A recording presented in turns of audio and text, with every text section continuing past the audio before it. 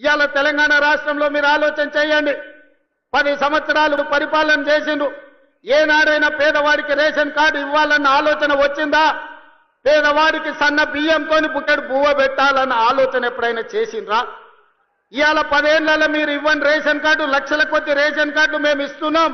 కోట్ల మందికి 3,10,00,000 మందికి ఇవాళ సన్న బియ్యం ఇస్తే రేషన్ షాపుల దగ్గర పెద్ద పెద్ద బార్లు తీరిన లైన్లు ఉంటే ఇవాళ ఆయన అంటున్నాడు రేషన్ షాపుల కాడ బార్లు తీరినని.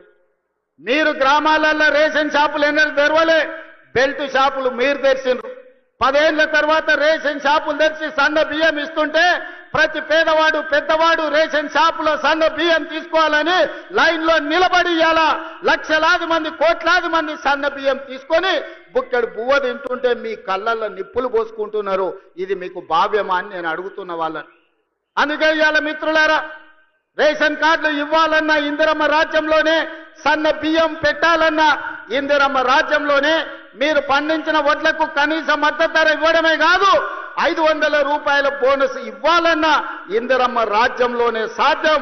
మీరు బ్యాంకుల్లో తెచ్చుకున్న అప్పులు 2 లక్షల రూపాయల రుణమాఫీ, 25,55,968 మందికి 21,000 కోట్ల రూపాయలు 15 ఆగస్టు నాడు మీకు రుణ విముక్తులను చేసి ఏ విధంగా దేశ స్వతంత్రం పేదలకు వచ్చిందో, రుణ విముక్తి నుంచి బ్యాంకుల నుంచి స్వతంత్రం ఇప్పించి పేదలకు 21,000 కోట్ల రూపాయల రైతు రుణమాఫీ చేసిన ప్రభుత్వం ఇందిరమ్మ రాజ్యం అని నేను ఈ సందర్భంగా చెప్తున్నా. ఇదే కాదు, రైతు భరోసా ఇస్తలేరు. రైతు భరోసా రేవంత్ రెడ్డి ఎగ్గొడతాడు. రైతులను మోసం చేసిందని ఊరూరా వాళ్ళు ఒగల ఏడుపులు ఏడ్చిండ్రు. ఇంటింటికి పోయిరు, కడుపులో తలకాయ పెట్టిర్రు. కడుపులోనేమో సంతోషంగా ఉంది, ఎగ్గొడితే బాగుండు మా పండుగ వండు అని.